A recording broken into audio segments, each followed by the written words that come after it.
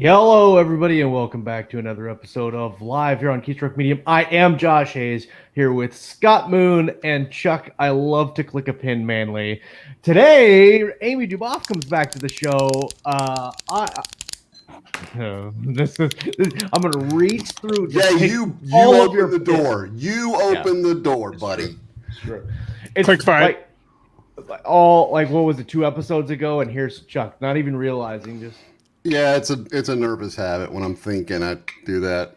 I like the pen cap on and off thing. It's silent, but very satisfying. Yeah, exactly. I know we're going completely off the rails, but when I was in the Air Force, whenever I was working on a piece of flight equipment, I had this habit of I'd have my pen and I would bounce it kind of off my knee while I was reading the tech orders and stuff, and let it slide through my fingers, flip it over, slide through my fingers, flip it over.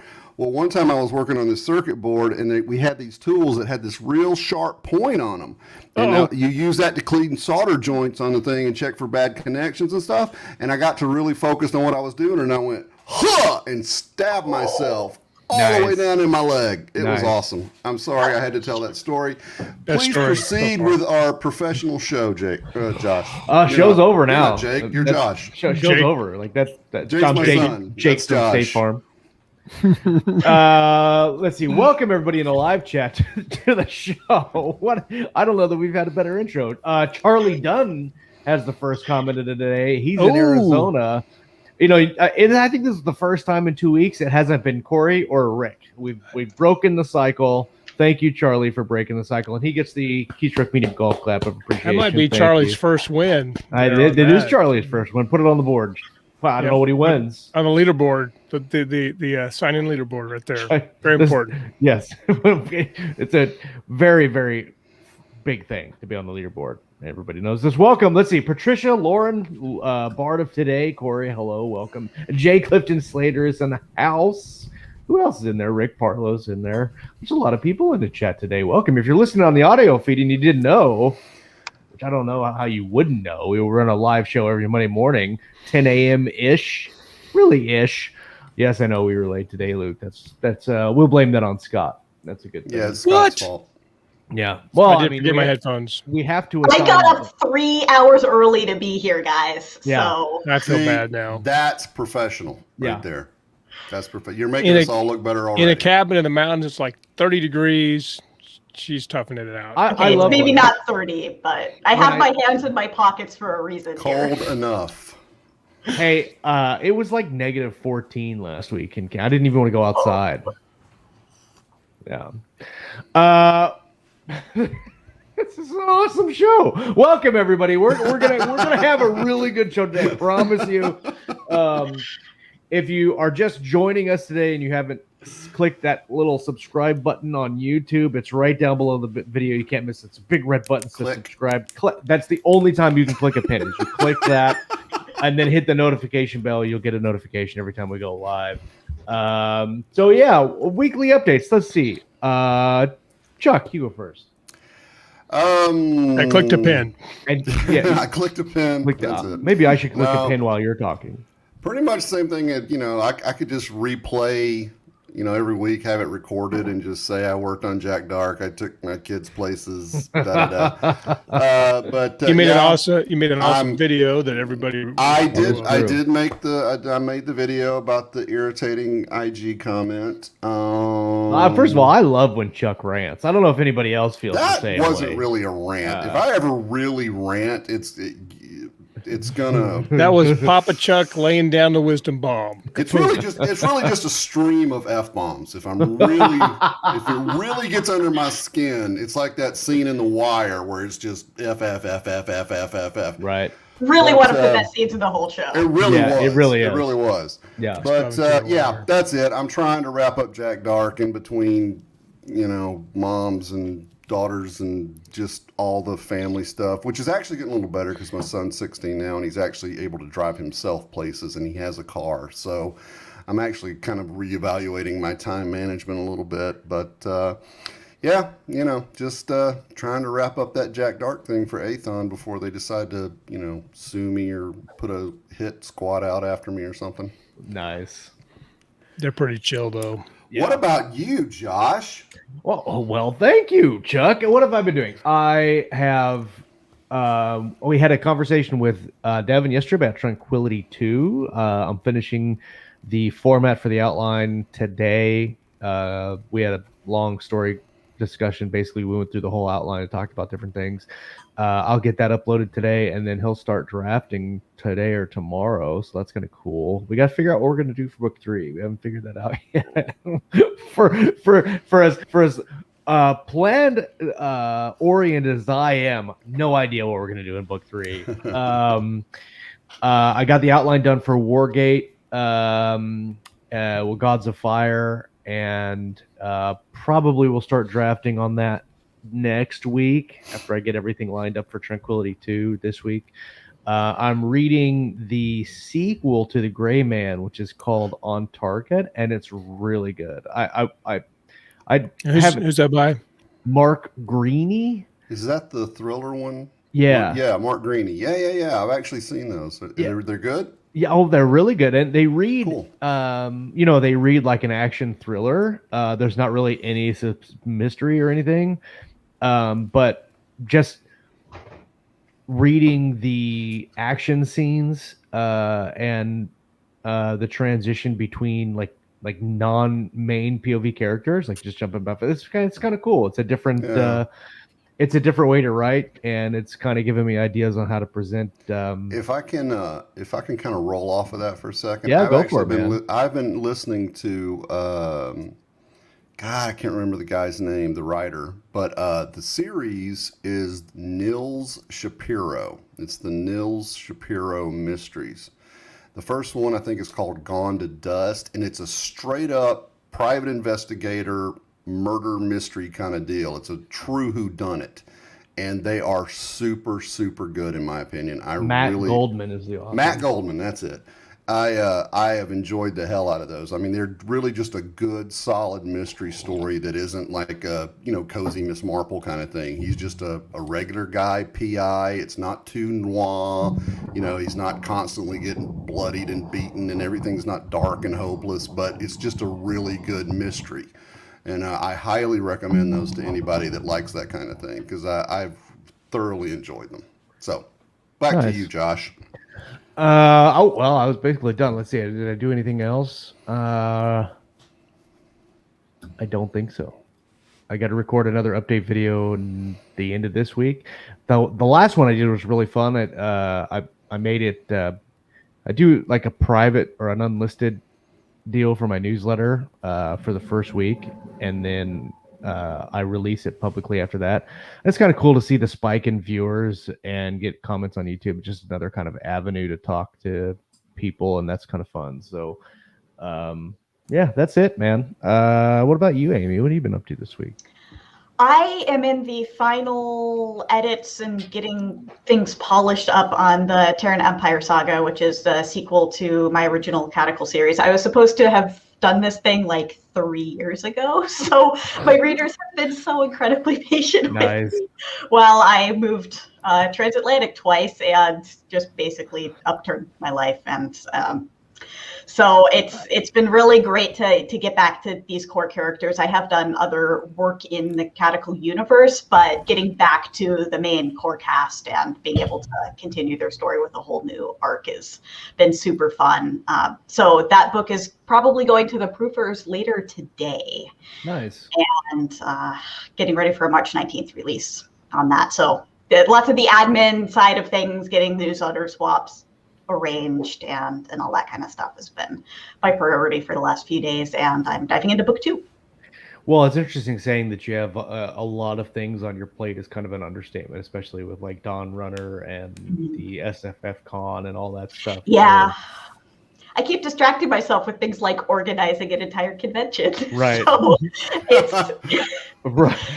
Yeah, like, yeah. So there are reasons that this book has been delayed, but ultimately I think it's really good that I am writing it now rather than before, because all of the experiences that I've had in the interim have really shaped how I am able to tell a story. So I'm very, very happy with how this book has come out. And I think it is easily my best work to date. So it's just a great culmination of both the experience of doing, I think I'm up to 20 plus novels now, if you count all the co-authored stuff.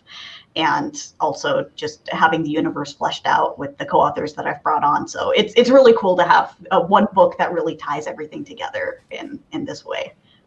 I want to dive into that a lot. We'll get through Scott's updates, and I kind of want to. I mean, your history and universe building is really cool, and so I want to talk about that in Catechol, and I mean, you've won awards for the film adaptation, screenplays, and all that kind of stuff. So I want to dive really deep into that. I think that'll be an interesting conversation.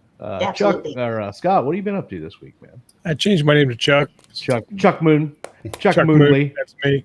No, I Mooney is how I I'm to like pronounce it. 8 days pin clicking free. You know, Till today. made some changes now. I'm picking up a new book called Gray Man by Mark Greaney. I heard it's good. It's really good. Look at that. Last week we launched Orphan Wars, so that's doing well. I'm excited about that. Like sub 200 on that, didn't you? I got 194 was the highest I got at one point. That's awesome. So so you know, and so that was cool. And working on about 25,000 words into Orphan Wars 2. I'm working on finishing up Blue Sun Armada, which is my passion project. Which is very distracting to me because when I start writing, I feel like I'm playing a video game. It's just goofy. I'm like, I'm pretty sure I should be doing something else other than this. And speaking of video games, I developed a vicious addiction to Raid Shadow Legends. It's terrible because I haven't allowed myself to play video games for like 10 years. And so I'm playing this game and it's just don't even play it. It's so bad. And it's basically a pay to play game. You can pay you can play free to play. But really, and it is just merciless with the marketing, and I'm just embarrassed to say how much money I've spent on it. I mean, literally, I'm traps, man. I'm completely helpless to it. Every time I open up the computer, I think I spend money on it. It's fucking ridiculous. You know, it's kind of funny because before we all got on together, it was just me and Josh, and we were talking about how sometimes you will do just about anything to avoid writing. Oh man, it's I mean, and stupid. I think that is a common trait among creatives. I think it really is. The thing about the game is that you can put on autoplay and play it while you're doing almost anything. And so, like my phone usage, I got a message from my phone usage after the first week of doing it. It was like, your phone usage is up. You spent 14 hours a day on your phone. Holy crap! Well, you know what's crazy about that is. It's interesting to see the development in different ways to passively make income because of internet and specifically because of game. Like, you know, I think when I first noticed it was like World of Warcraft, right? Where people were paying like gold farmers. They would pay to get fake money. Crazy. And real money to get fake money. Good job.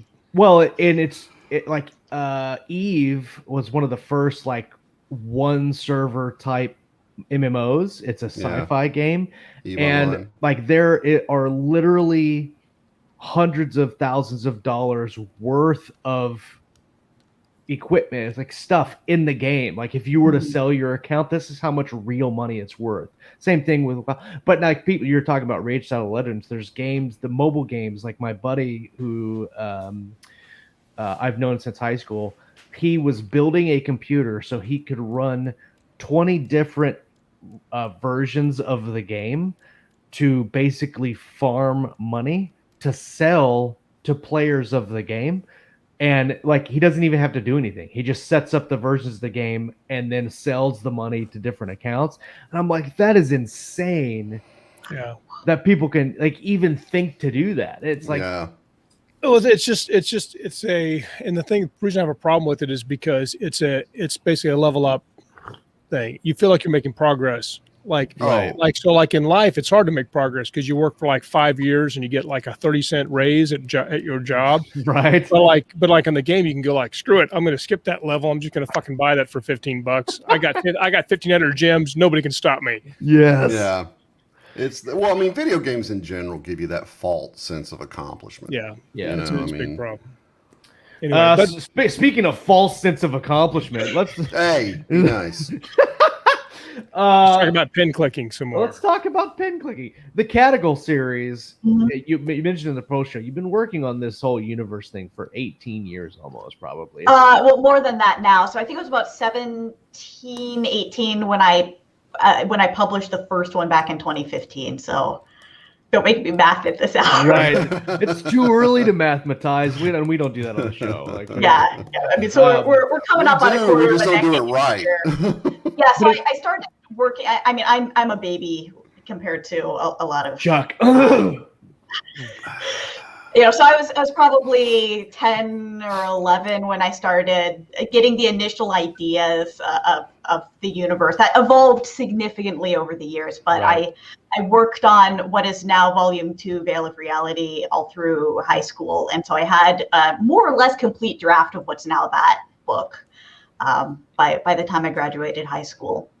And I went to an arts magnet school, the Vancouver School of Arts and Academics, which is absolutely amazing in Vancouver, Washington. And that allowed me to have that as my lit art special project for my junior and senior year, which was super That's neat. super cool. So I basically had a flat period where Excellent. I sat in an elevator lobby and wrote for 2 days a week. And that was a lot of fun.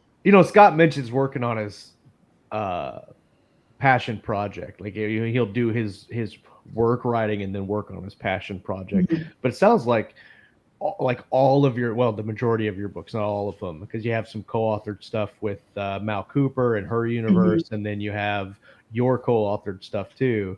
But it seems like it's cool that everything you write is basically your passion project. Yeah. That definitely. is cool.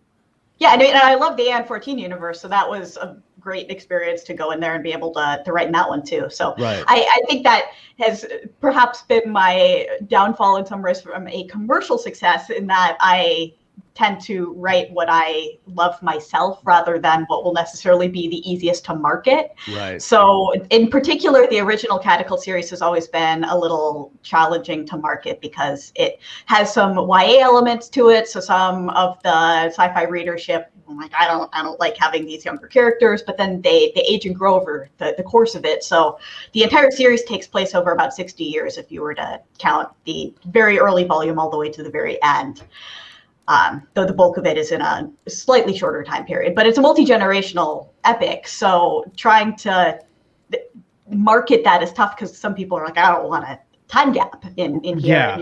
You just jumped 15 years. What's going on? Right. So so the people who love this series absolutely love it because they want that big arc and watching these characters grow and have children of their own and have that whole experience. So it's great, and I absolutely love it, but just from a marketing sales standpoint, it's tough. So the Taran Empire Saga, I'm making a little bit more, I don't want to say I'm making it commercial because it's still very much just me and I'm writing the books how I want to, but I think it will be a little bit easier to get into readers' hands because it does follow a little tighter timeline and pick up on some of those tropes that people are looking for, like the ancient alien tech and those kind of things that seem to really resonate with readers. Well, it's cool, and what I'm curious about is because it's such an epic thing, you've learned your process over time, you've developed and changed your things over time. So now your process is probably a lot different than it was when you first started, and you've been writing in this universe so long that your world building is essentially already done. And so when you start these series, what do you start out with an idea and then you pull from everything else, and like this specific new series kind of ties everything together? What do you do to kind of track all of that? So the original series, because I had so much of it in my head before I ever started writing, it was really about the characters' lives. And that's where everything came about, which is why the books themselves are structured in kind of a weird way. So I was force-fitting them into the scope of novels, but I had this big arc figured out. So with this one, I've been able to look at it more in terms of, okay, so what would make a good arc for a book and then make a good arc for a storyline. Right. So I had some initial ideas that I pulled together. And when I decided to bring on co-authors, I really wanted them to also be writing their own passion projects. So one of the requirements was, hey, you have to have read the original series and really love it if you want to write in the universe, because Right. I want people who are going to enjoy this process and really want to be doing it versus just like, hey, it's a book that I'm writing. So I wanted people to come to me with their own ideas for how they wanted to play in the universe. So as those people came on, I started getting ideas for, okay, so we can do this. So originally I wasn't really planning on having much alien stuff in there. But then Shalina T.S. Valmont came to me and said, hey, so I really want to do this thing with these aliens. I want to call it gatekeepers. And I was like, well, that's kind of a cool name. And she pitched this idea to me. I was like, well, that could work. And then as we started brainstorming everything, the idea came up of, hey, well, what if there was this super ancient war like 100,000 years ago, and then there was this treaty, and then by them finding this tech, that treaty is broken, and then everyone comes back. And so that became then the overall plot arc for the Terran Empire saga. So then up on the side, Lucinda Pepper was working on her Shadowed Space series, and she wanted to do all of this stuff with kind of a shadow faction within the Empire that was working on some nasty things and this big bioweapon and causing a bunch of civil unrest. It's like, okay, well, we could connect that to all of this other stuff going on here. So I wanted to get all of the pieces in place before I absolutely set everything in stone to make sure it would work. And then we went back and looked at the original series to see what was in there and just figured out how all of these pieces could fit together. And now that we have that framework in place, anything else that comes in will slot into it. But I've left holes intentionally in certain places that I was like, well, that would make a great spin-off series over here. And is it kind of like the MCU where you're seeding a whole bunch of the stuff, and you said like this is bringing it together? Is you have an end point where you're going to end the series, or do you just see it kind of building on each other as it goes? Do you see like you look at like long running series like AR-14 that you mentioned that have like dozens of multiple books and storylines and different things? Do you see it just growing to that size, or? I don't think I want it to get to that 200 novel size. I think I will continue to add to it so long as it feels like it is really benefiting the universe, but not just writing books for the sake of writing books. I would like everything to be connected to an extent, though I am also fine having more standalone things. Thus far, all of the series have had some level of cameo from the core cast that are in there, and everything is connected in some way. Which is one of the reasons that I have a hand in it. So I will write at least one scene in every book, and as well as doing the full dev edit on there, just to make sure that everything is consistent and pulled in. Do you find it hard to? I don't want to say this the wrong way. Do you find it? Like you mentioned that the co-author bringing the cool idea, like the alien tech and all that stuff into the series. Do you have a hard time keeping all of the canon in line with all of the different color writers that you have, or is that something you've got the bare bones and the baseline for things, and so it's easy to keep track of? Is it like it's not? How do you tell somebody no? Yeah, I wouldn't say it's easy to keep track of. So so getting back to your original question, I have a style guide that I use, and so as decisions are made, I update the style guide to make sure that it's in there. So I have the general description of the basic tech and how that works, and just some of the rules. So I also have gifted abilities in there, so telekinesis, telepathy, that kind of thing. So I have a write-up of generally what people can do. My main core characters tend to be supercharged, so they can do a lot more than normal people, but generally speaking, if you're gifted, then this is what you can accomplish. So especially with the alien stuff, though, as we make decisions and introduce new things, I'll go back and update all of those notes so people know. And I also have that to reference myself. So before we publish any book, I go back and look at the previous stuff if there are any things that I'm even questioning a little bit about, making sure that I'm not breaking any of my own rules or making anything inconsistent. So I really do want it to hold together, and I It I seems don't want to like have a lot of things to keep something. track of. I know it's a ton to keep track of, which is why this book took so long to write.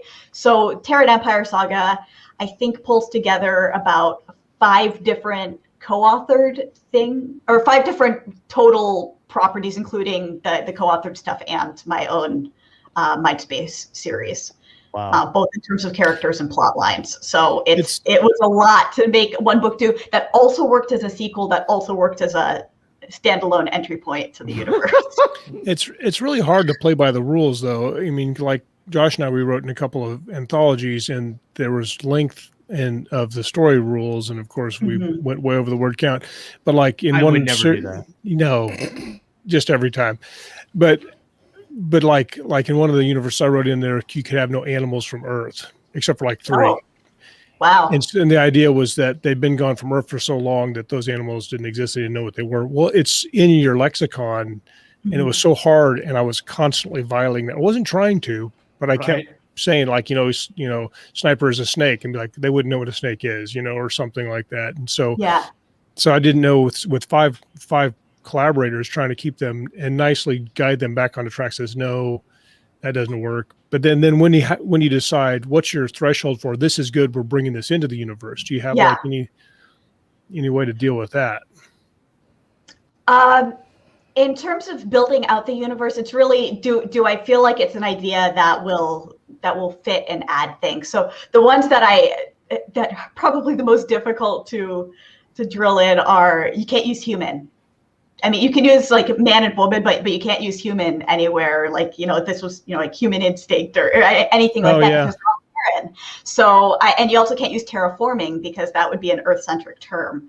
So it has to be biooptimization. So I have to go through and do a lot of edits for that kind of stuff, except if you're talking about the human characters. And the swearing is also different. So you can't say like hell or damn. It has to be vomix in there instead. So all of the phrasing has to be very carefully considered with that. But in terms of conceptually, I am very open to things, but I do have a very firm rule set in my head. So I will just say, no, that won't work. But I'm also one of those people that if you come to me with an idea, I will try to look at why you're wanting to do that idea and suggest an alternative that might accomplish the same thing, but in a way that would fit within the universe. At least I hope that's how people feel as they're working with me. I want to talk, kind of shift gears a little bit and talk about the SFF Con and also Dawn Runner. First, I want to do the sponsor, and this is where I get to do a selfless? Yes, Shameless is the word you're looking for. Shameless self-promotion. Shameless self-promoter. The sponsor today is me. And I have Joshua Hayes. It's pronounced Joshua Hayes, and it's the Valor box set. It's the box set of Valor. Box set of Valor. I've been waiting a long time to say that. I have. It's like this is the only time ever that you could be like, it's the box set of Valor, and it actually makes sense, and it's not like I'm like memeing it at all. All 3 books available for 99 cents on Amazon. It releases tomorrow, but you can buy it today on pre-order. What's funny is I completely forgot about it, but Rhett sent me a message. He was like, hey, you're ready? And I'm like, that's not for another 3 weeks. And he's like, no, dude, it's like next week. And I'm like, well, I'm a worthless author. I have no idea when my books are coming out.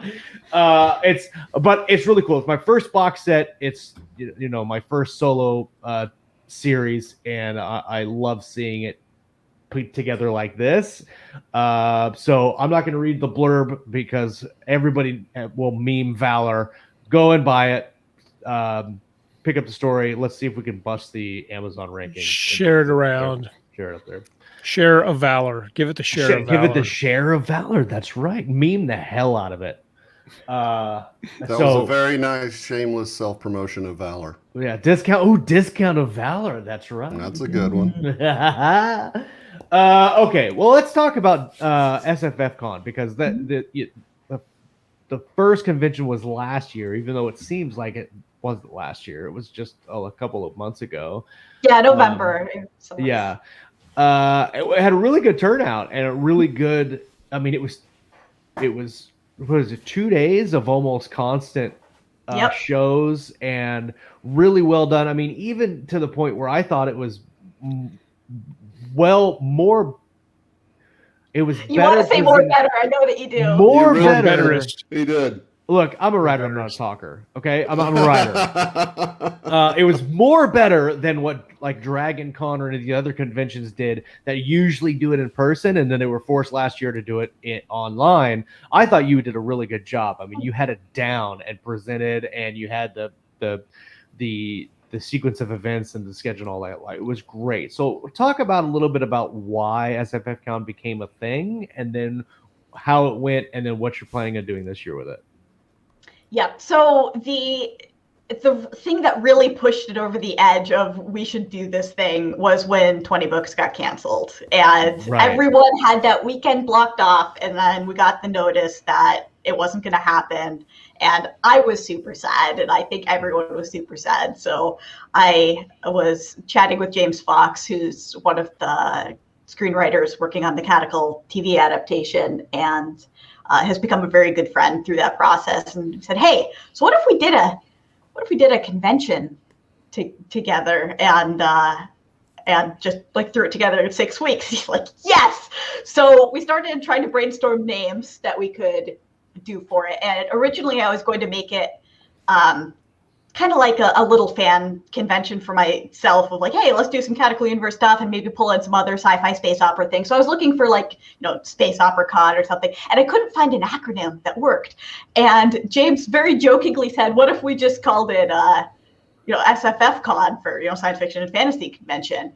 And I was like, that has to be a thing. And so I Googled it, and it wasn't. Right. So I was up until like 3 a.m. locking down all of the URLs for it, because like, wow, that's too good of a name to let go. So it's crazy that nobody had done that. Nobody thought of that. I have no idea how that wasn't a thing already. So like, but we're going to make the science fiction and fantasy convention because now we have the opportunity to do it.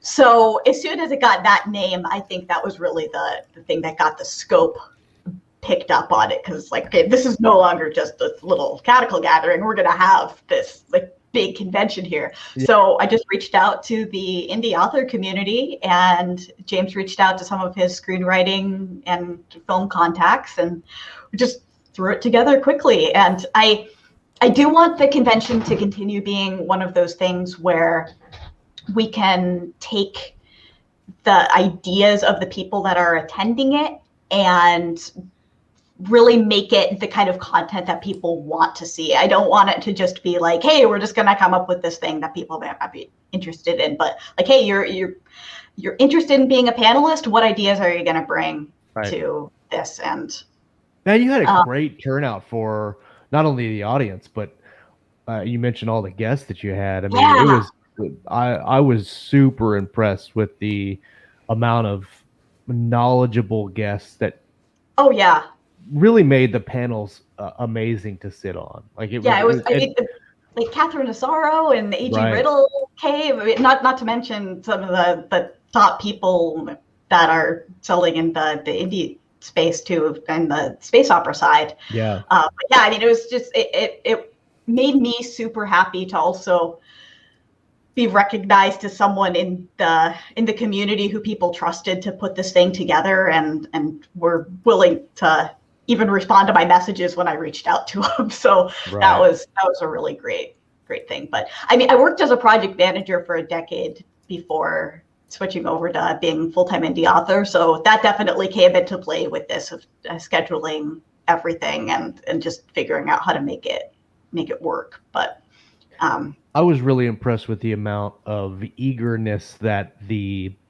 panelists and even the people that just helped behind the scenes setting it up, like, you know, we had the Discord was set up, and then you had all these people just super eager to help and do panels, and even just, you know, set up questions or get people involved. And I thought that was really cool. Yeah, Christina was absolutely great with Discord, and James jumped in and used his film background to do all of the graphic stuff for us, so we could get that slick intro and outro videos. And I mean, I have enough graphic design ability that I threw together the main branding stuff. And it was just really a team effort. And that's one of the things I've always loved about the indie author community is you have these people that come to it from all of these different backgrounds. And if you draw on that day job experience, you can accomplish some pretty cool things to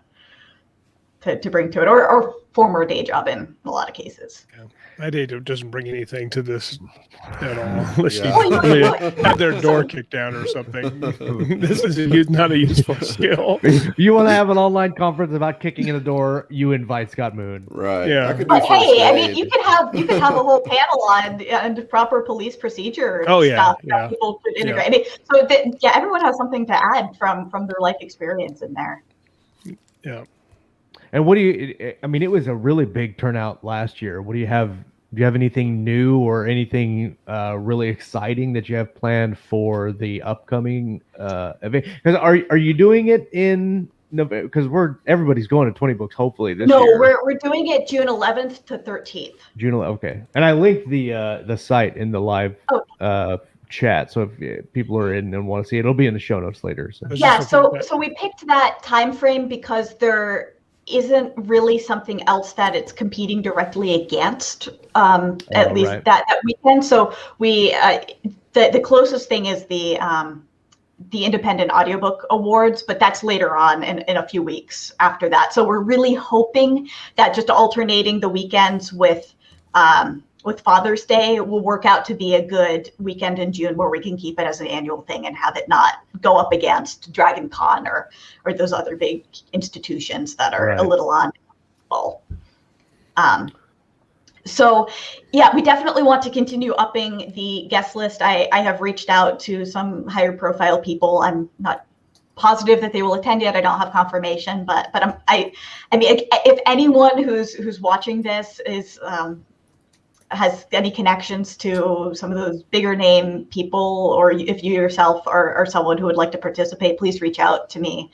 We do have a guest sign up form that is available. I think I might not have it linked on the website, but as soon as we are off of this, I will go and make sure that the civcon.com website is updated with a guest application link. I do have it posted in the Facebook group for sure already. There's links to the Discord, and I mean, there's links to almost everything. Yeah, I don't think I have the guest application on there, but if you go to the CivCon Facebook group, I have it on there, but I will also add it to the website.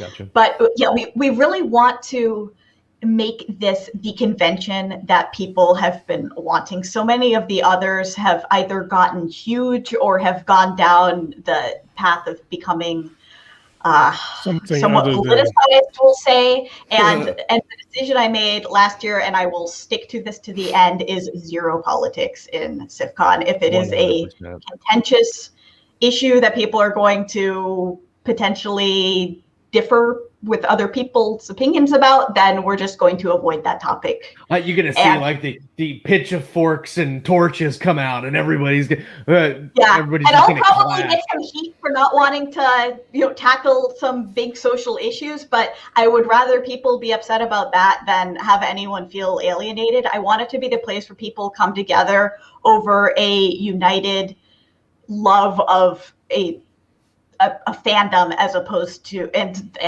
a love of craft itself, as opposed to any specific thing. So everybody should go to the page in the link there and then join the Facebook group. So I can't believe I wasn't already a member of the Sci-Fi. Rick Partlow says he has connections with Josh Hayes, and that would help.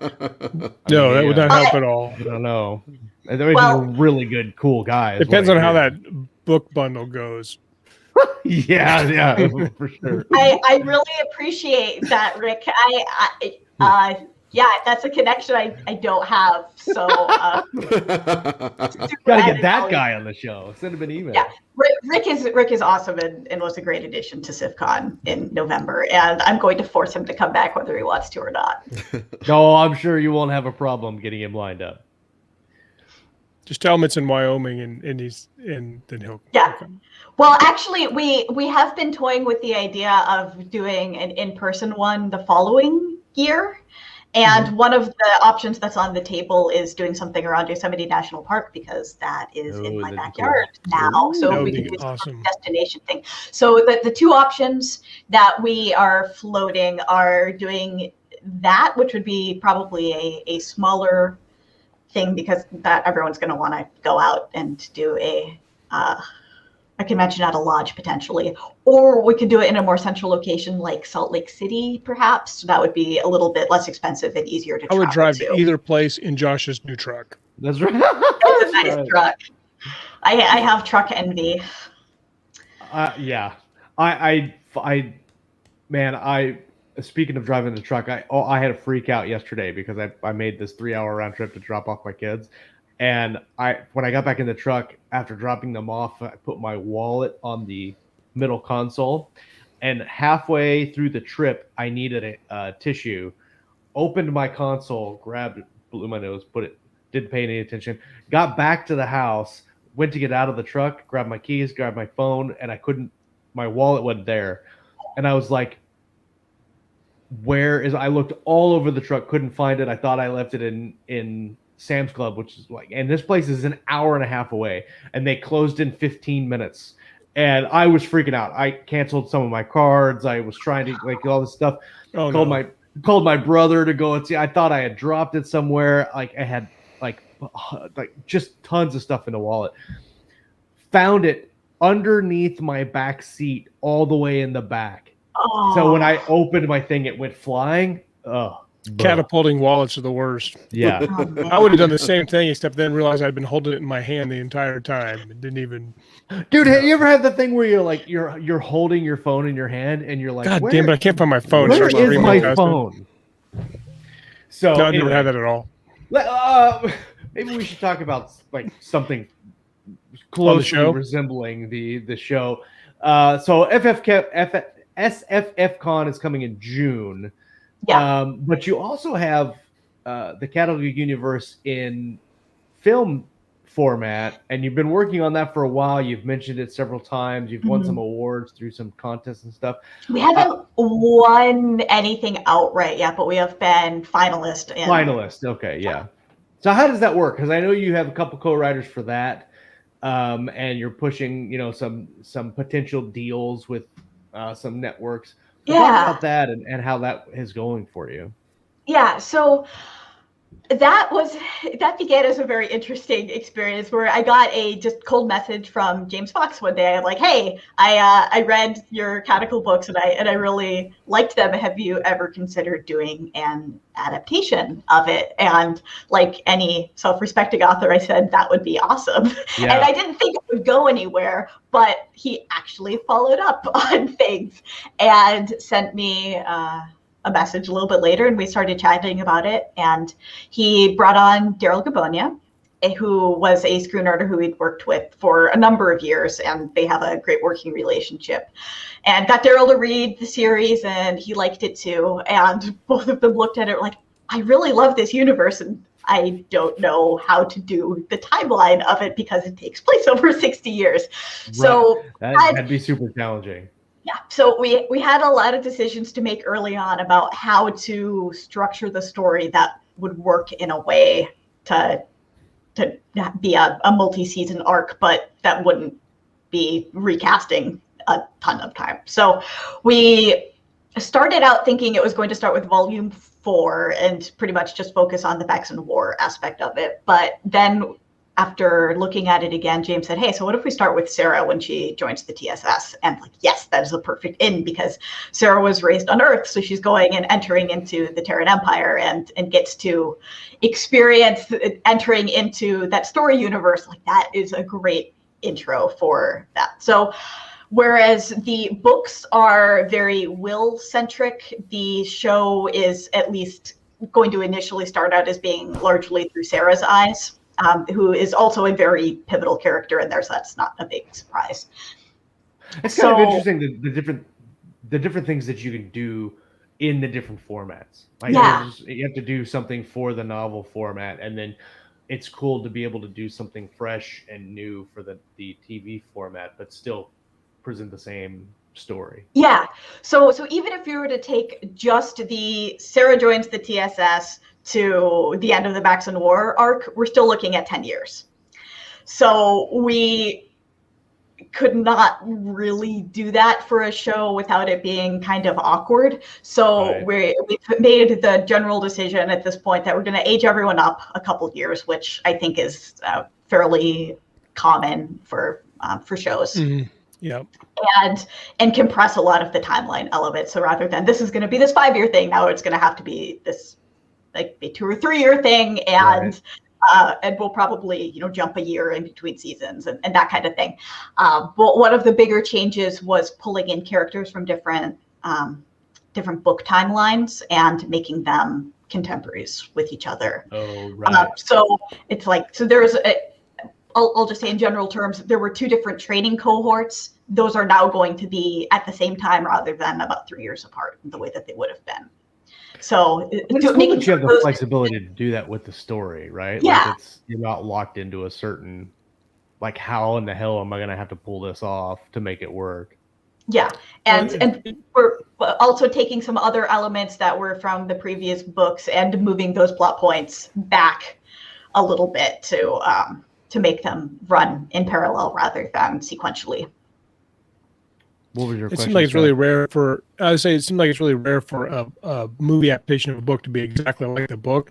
Right. And a lot of times it's not really the right call because they're different mediums and you have to make, so it's interesting making these types of decisions. It's really the triage you have to do, the story triage is fascinating.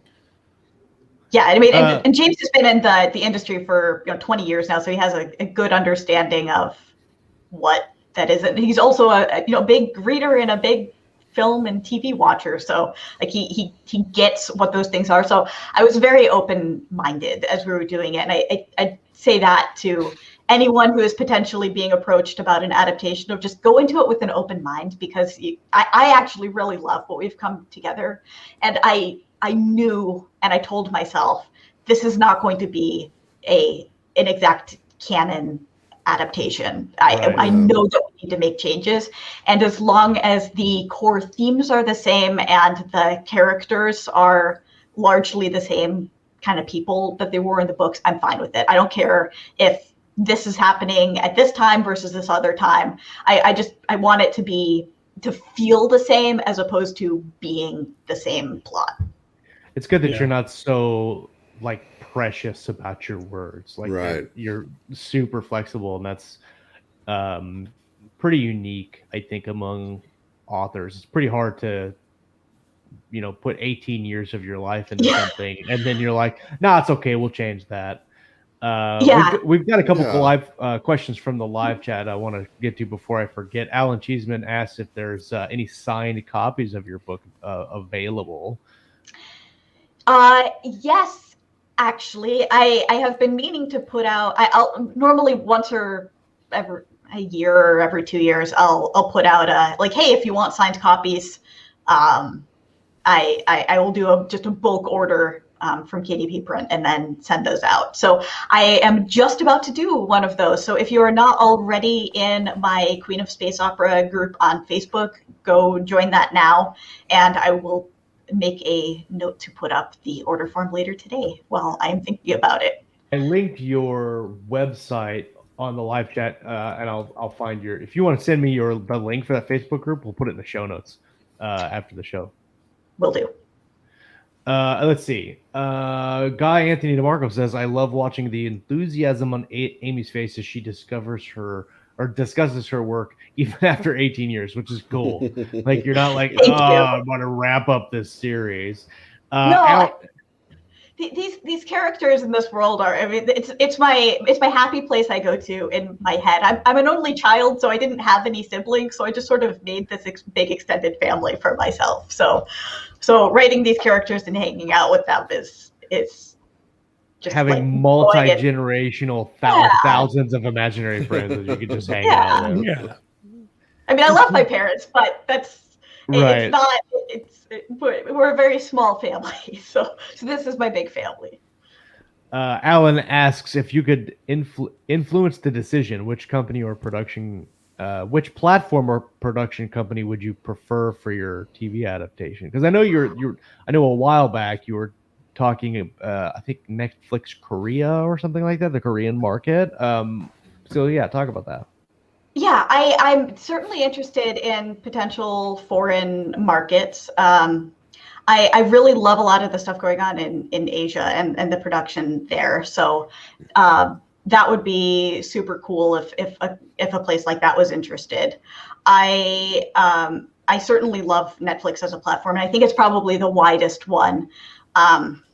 So Netflix would certainly be up high on the list. Amazon and Hulu as well. I absolutely love a lot of the content that they're putting out. HBO, of course, would be amazing too. Paramount Plus is another one that would. Wouldn't that be so cool to have the little like static HBO thing that? Yeah. And then your stuff starts. It's like whenever when Game of Thrones was big. And you hear the little. Yep. Oh, I know. And you're like, yes. I can't hear the HBO thing without the Game of Thrones music immediately starting out in my head. Yeah. I mean, so I guess the theme here is that it probably an online streaming service would be preferred simply because of the reason that I love indie books so much is that you have more control over the length of an episode. Like this one really feels like it's going to be a 45-minute episode, but we're going to need 115 minutes on this one, and you have the flexibility to do that with those platforms. Whereas the other more traditional broadcast, you don't so much. But I mean, of course, if it was to be a Sci-Fi Channel show, I grew up watching that stuff, and so having a show on there would be super cool. So I'm really open to anything. The main thing is that I want a network that kind of gets the series and what we have there, and doesn't want to try to fundamentally change what it is. We're going to do your story, but we're going to make it in a fantasy realm with dwarves. and your main characters and then just do something completely different. Right. We'll keep the name. Yeah. Yeah. So I'm looking for a place that will, I think, honor the thematic aspect of it and want to maintain those elements of it. And if someone wants to take it and make it an all Asian cast, that would be super cool. Like it could totally work in that way. I'm very open to all sorts of changes like that. Apparently there's a lot of like a huge market. Yeah, I know. Really what is it? There's a couple of series out now that I don't know if they're specific to the Asian or Korean markets, but like space. What is it? Space. Oh, the space Junk Man or something. There's like several series that I've seen come out recently where the production value is super high. They're really good stories, even though they're subtitled or closed captioned or whatever. Like really cool sci-fi series, which is something you don't get a lot of. Like you only get a few every couple of years where you're like, this is like The Expanse. The Expanse is really good. And it's not like the B movie campy sci-fi stuff that you're like, ugh. Right? Yeah. Oh, hi, Lou. He's in the Chim Morning Gang. Hello. So I'm curious, because film adaptation is something that every author would be like, it'd be so cool to have my. Sorry, it froze for a second. What was the beginning of that? Oh, so I'm just film adaptation is one of those things where every author is like, man, it would be super cool if my book became a movie or a TV series or something. That's the dream. What would you say to like? What's your advice, or what do you think the best approach is? Like writing your own screenplay. Like for you, you've got a couple of known screenwriters that helped you develop the script and all that stuff. What would you say is the best or easiest or most preferred way to get into doing that kind of thing? I am a big fan of the approach that we have taken with this, of having a script that we can then be submitting to festivals and be getting eyes on it that way, as opposed to just optioning the property and then hoping that you have this other script. Because one, I have at least a general idea of how this show could potentially work, and we have a framework that we're bringing to people and selling them on the idea as we have envisioned it collectively, as opposed to, hey, so I have this book series and I think it could be a cool thing, and then you option it and you have no idea what they might do with it. And statistically, most options don't ever happen. There's Right. warehouses full of optioned movies from the last 50 years that will never happen. Yeah, and then you can't do anything with it. Yep. And then selling a script is, not necessarily any more guaranteed, but it's one step further on in the process than it would be otherwise. And it's been great, just a great way to get eyes on it. I also, even if I was a competent screenwriter, I mean, I took screenwriting in college, so I understand the basics of it, but I would not consider myself a screenwriter by any stretch. Right. So I will say having a bit of background novel of writing.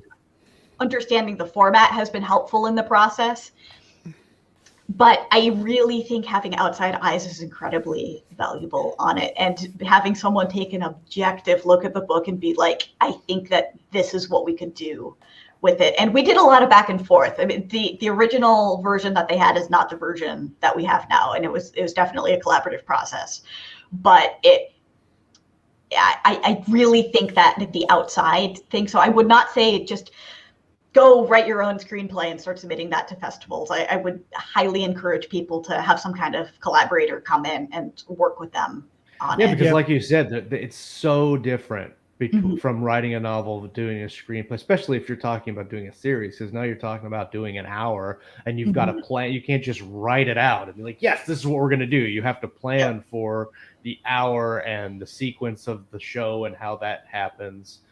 I know I've started a couple of screenplays, and just thinking about the beginning and how just how to structure it and how to write it to keep viewers' interest and all that. It's very daunting experience. You have to respect the medium. And what is the Peloponnese brothers came on, and they said something like you should read like 100 scripts.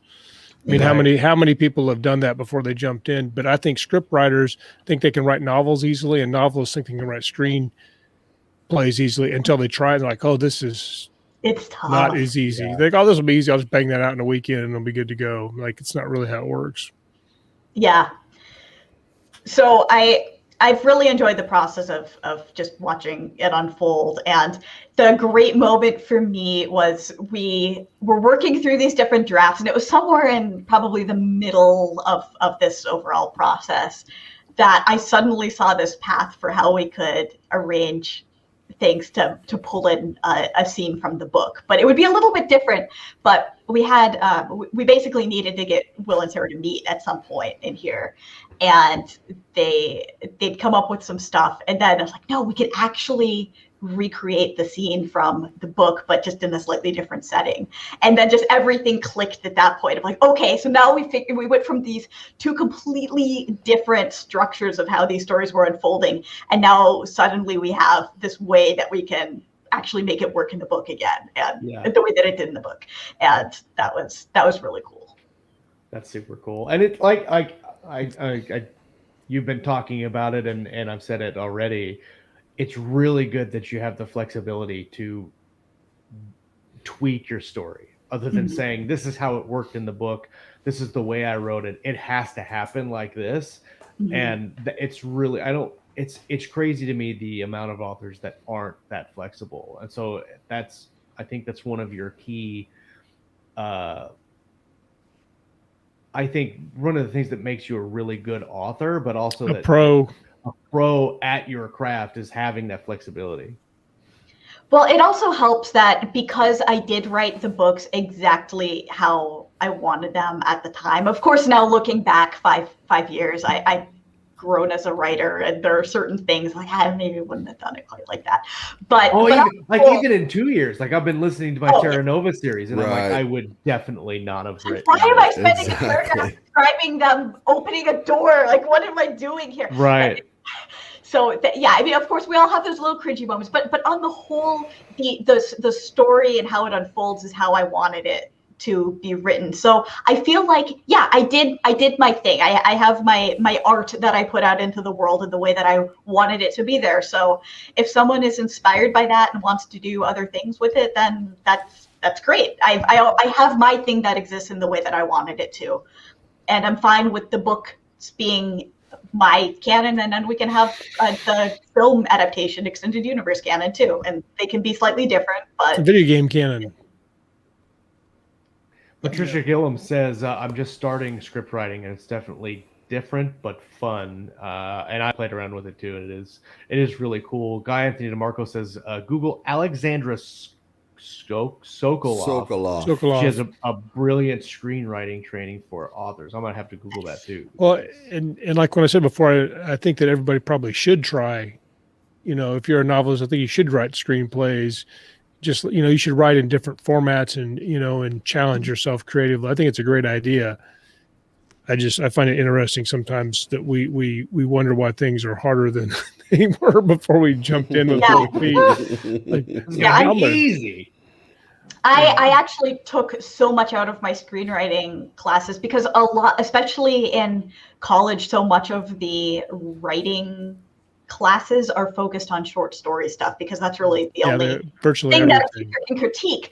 So working on a script gave that long form writing experience. So I think it's great, and I watch a ton of shows. I'll sit down and binge something in 2 days, and I think that is a really great thing for authors to do and really actively be watching it in terms of the character arcs and really try to dissect it in your head as you're doing it. And it's fun. I got in a really big Aaron Sorkin binge last year because I wanted to do some screenwriting, and I watched everything he wrote. I read the scripts, and it was one of those things where I got really carried away, and I was like, it's fine. It's all research. And I would spend all day watching the series, and I'm like, it's not that I'm screwing off. It's actually research. This is work. Yeah. Feels like work, totally. No, it's definitely work. That's definitely work. Yep. Keep telling yourself that, Josh. Right. So you have the new book coming out. You don't have the links yet, but where would you want to send our viewers or listeners to go to check your newest stuff out, or to check all of your stuff out? Your website is in the show notes. Yep. So amyduboff.com, and then amyduboff.com/caticle, or if you just go to caticle.com, that will take you to the universe landing page, and I have the links to the placeholder on my website for Taran Empire Saga right now, and that will get updated with the pre-order link as soon as it goes live. I am planning to push it later this week. Awesome. So it will be up there. Well, thank you so much for coming back on the show. It's always a blast having you on. It's always great to talk with you guys. It's we get to kind of chat during our Wednesday meeting, but it's always good just to have a locked in. Let's hear from Amy today. Yeah. Anytime. And if anyone has follow-up questions, feel free to reach out to me. I tend to be pretty responsive. Awesome. Everybody in the live chat, thank you guys for coming and hanging out. It's always a blast. Patricia, Charlie, Guy, Alan, Lou, anybody else that was in the chat, thank you guys for coming and hanging out with us. If you're just now catching the show, make sure you hit that subscribe button and hit the notification bell. Click it, Chuck. Click the bell. Click, click, click. Thank you. Next week, speaking of drama and politics, next week we're going to have Tony Weisskopf on the show. That's going to be a really fun.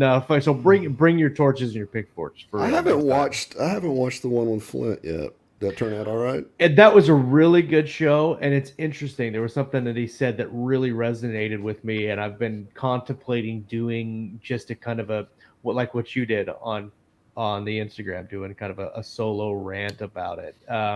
He had a little aside about cancel culture and the terminology used by different sides of it, like far right cancel culture, far left cancel culture. And it was a really interesting point of view that I really hadn't looked at it in that way until he said something about it. And what's cool about Eric Flint in his interview is because he's published by Baen, and the differences in political opinions that really had no bearing on the friendship and the publication between the publisher and the author, and that really was interesting to me.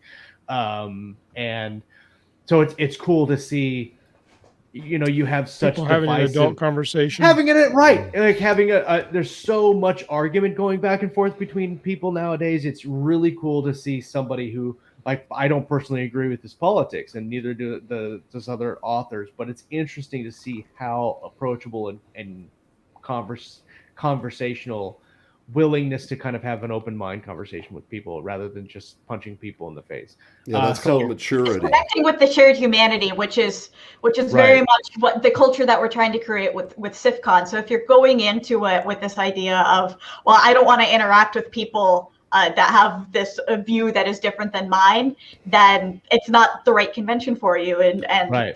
that's a completely valid way of being. And I don't want to have anyone not go and live their life how they want to, but we're going to create the culture there that everyone is welcome and we can all come together in one place over shared and united things. And if you don't want to do that, then you don't have to come to the convention. And just bye. The door. Yeah. That's and I will stand by that. And I know that might upset some people, but that is the hill that I have chosen to die on. So I think you'll be unhappy somewhere else. Yeah, a lot of people will probably really like it though, because a lot of people, they want to talk about science fiction and fantasy and stories and friendship, not all the other stuff. So yep. All right. Well, we're going to take out of here for now. Come back. We have Tony next week, and then Brandon Ellis is going to be on the 15th. And first of all, I can't believe he's never been on the show before. This is going to be his first time. I thought we'd had him on before. Is he still in Bali? He's still in Bali. That's going to be interesting. So he's going to be on the show in 2 weeks. You don't want to miss that. Thank you to everybody who's watching live. If you're listening on the audio feed, thank you so much for listening. Make sure you leave a like and comment and share the video around, share the audio link around. And it was good to hang out with everybody today. We'll see you next week. We're going to talk about some writing, some reading, and everything in between right here on Keystroke Medium. Have a great Monday. And Later, no guys. pin clicking. No pin clicking.